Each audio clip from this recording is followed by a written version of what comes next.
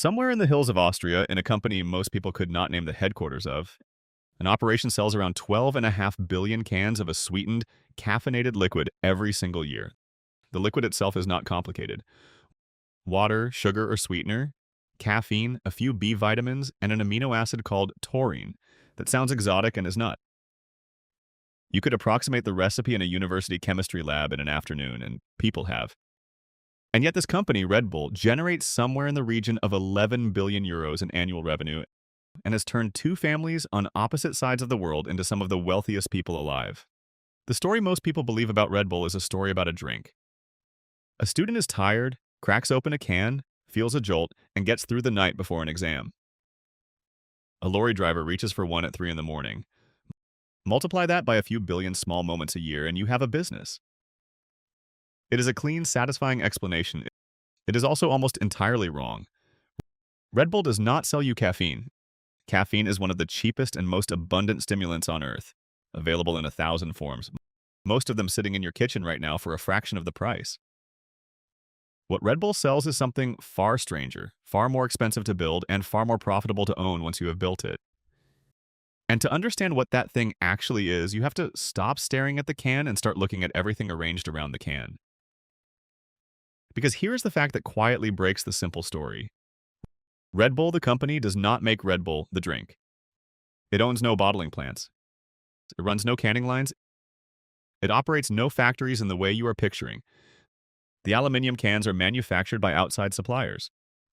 The liquid is mixed and filled by a separate Austrian company called Rauch in facilities that for years were concentrated around a single small town and then shipped to more than 170 countries. The most valuable beverage brand of the last 40 years is, at the level of physical production, almost a ghost. It designs, it markets, and it collects. The making, the part everyone assumes is the actual business, has been handed to someone else entirely on purpose. So, if the factory is not the business, what is? Let us begin where every honest analysis of a product should begin. What does it actually cost to put one cold can of Red Bull into your hand? And where does your money truly go once you have handed it over? A single can of Red Bull retails across most Western markets for somewhere between $2 and $3, and considerably more in a nightclub or a petrol station forecourt at 2 in the morning, which is not an accident of geography, but a feature of the design. The liquid inside, the water and sugar and caffeine and taurine, costs a matter of cents to produce at scale.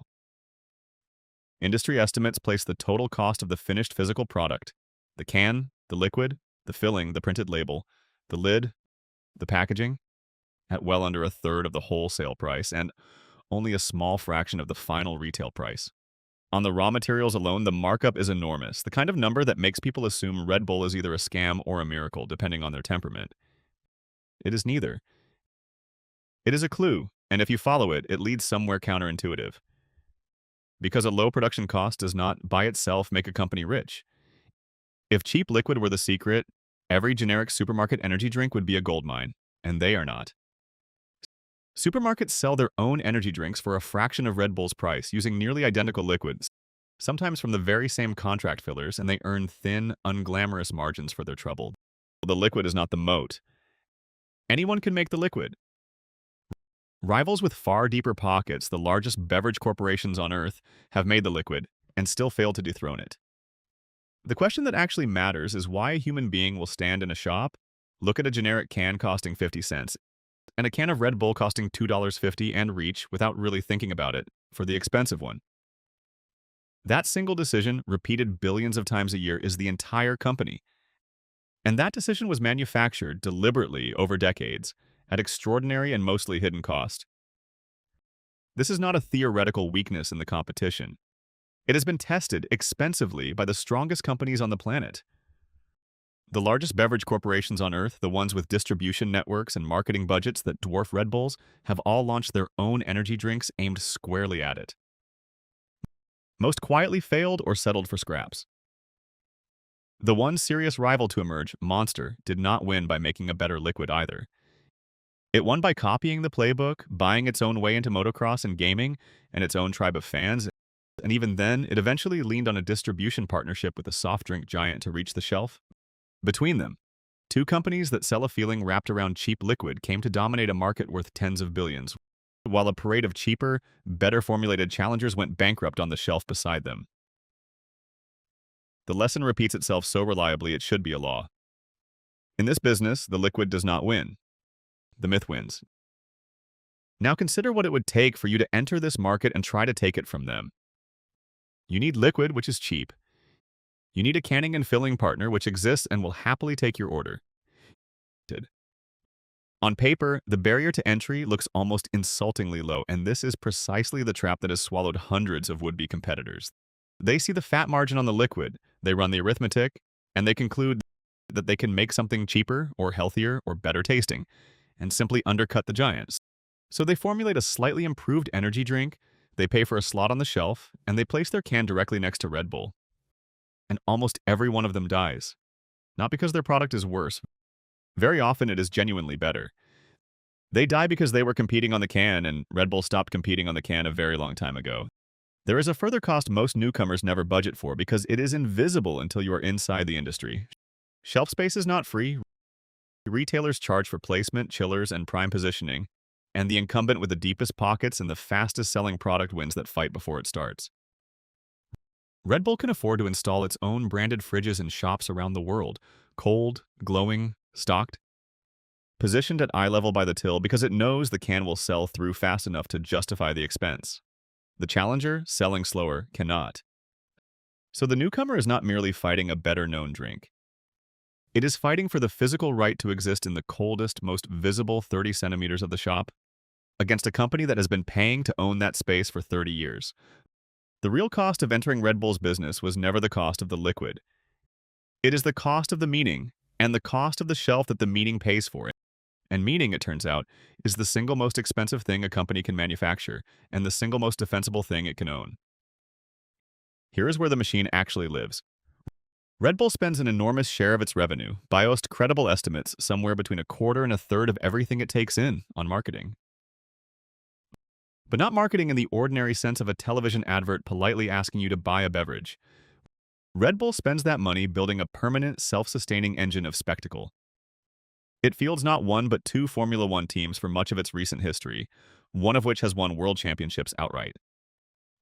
It owns football clubs across multiple continents, in Austria, in Germany, in the United States, in Brazil, each one rebranded so that the company's name is not on the shirt as a sponsor but stitched into the identity of the club itself.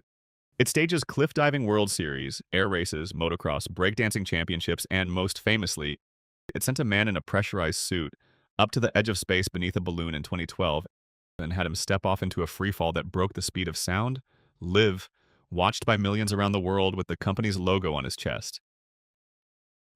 None of these are adverts for the drink in the way we normally understand adverts. They are the product. The drink is the merchandise.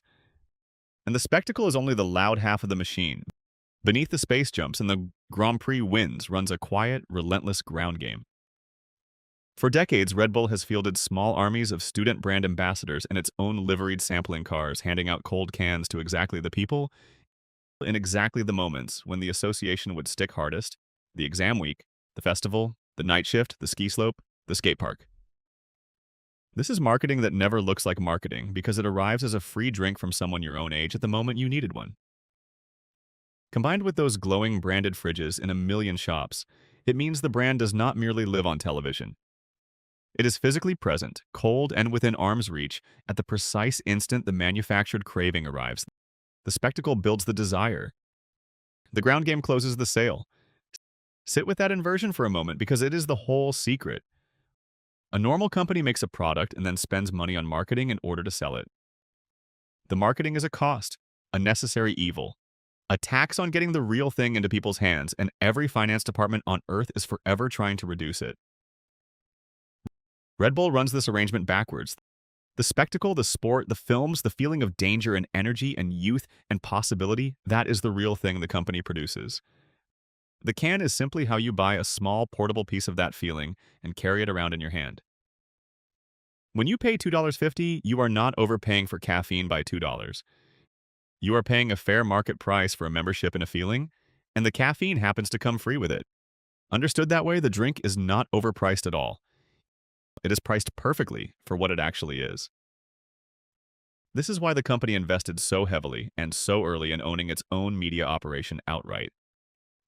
Red Bull Media House produces films, series, live sport, photography, and a print magazine, and distributes footage of its own events to broadcasters all over the world, sometimes for free, because the point was never to sell the footage for a licensing fee.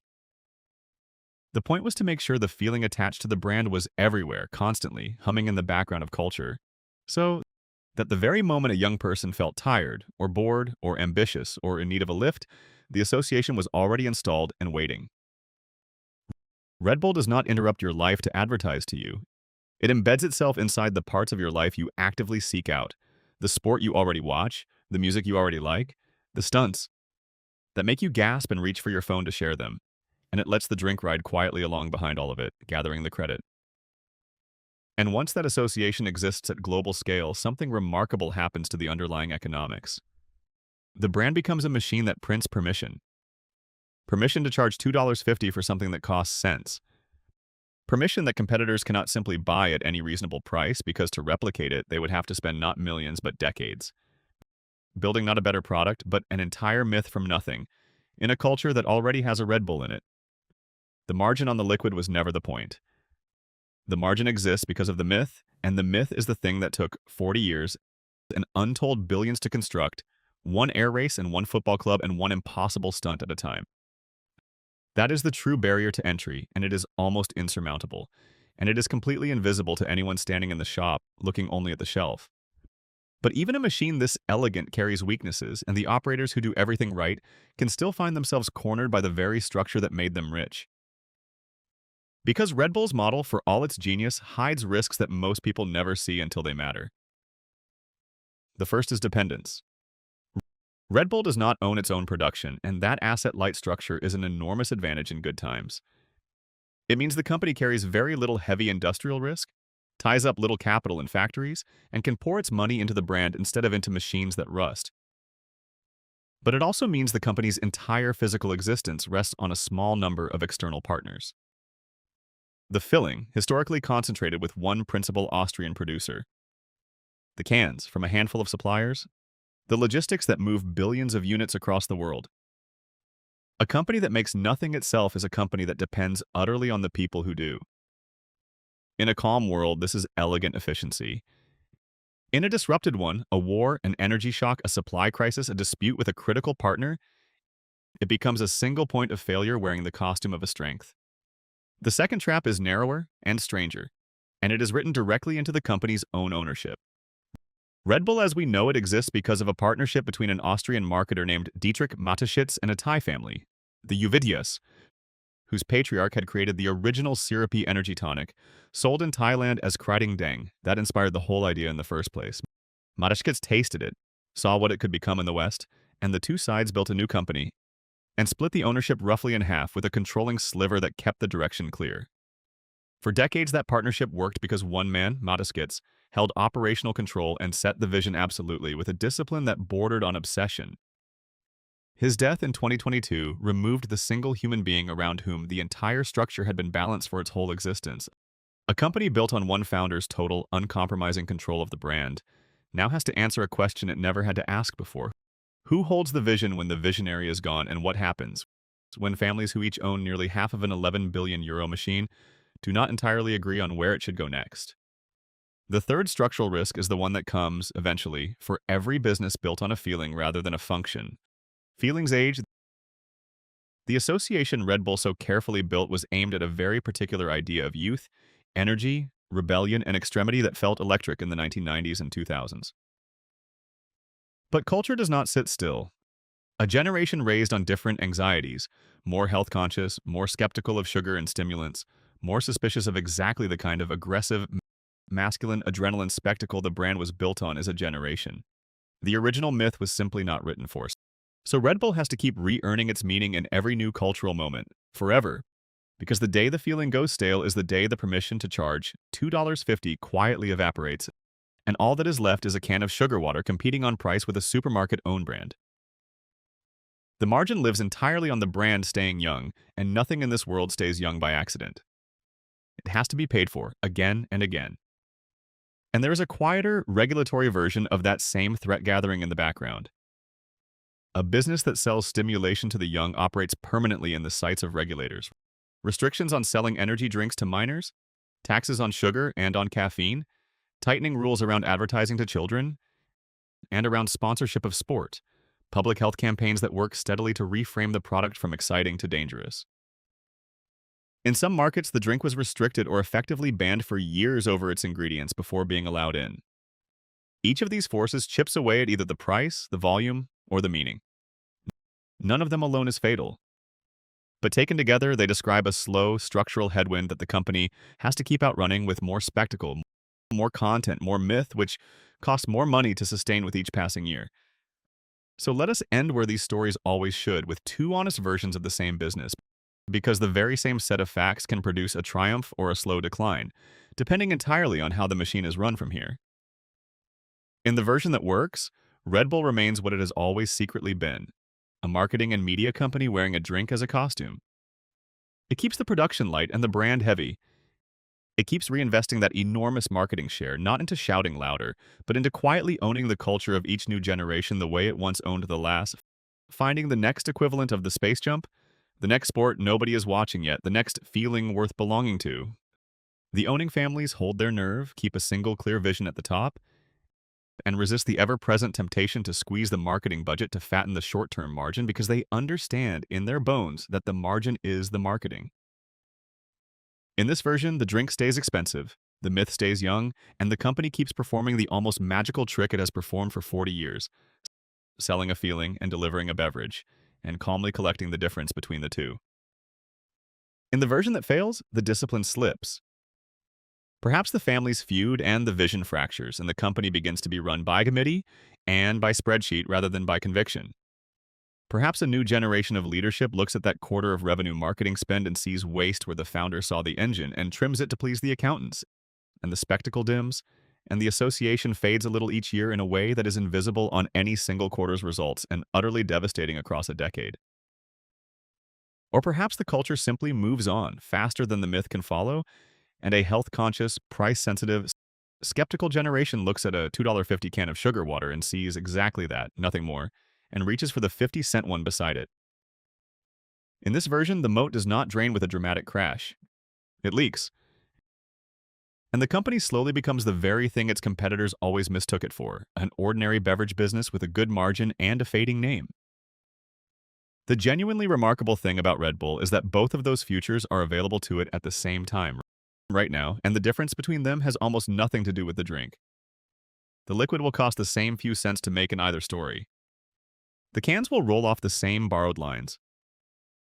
What separates the triumph from the decline is entirely a question of whether the company keeps remembering what business it is actually in, not the business of caffeine, not the business of sugar water. The business of meaning sold by the can at a markup the world has been perfectly happy to pay for, as long as the feeling behind it stayed alive. Red Bull gives you wings, the slogan always promised. What the company actually sells is the belief that you have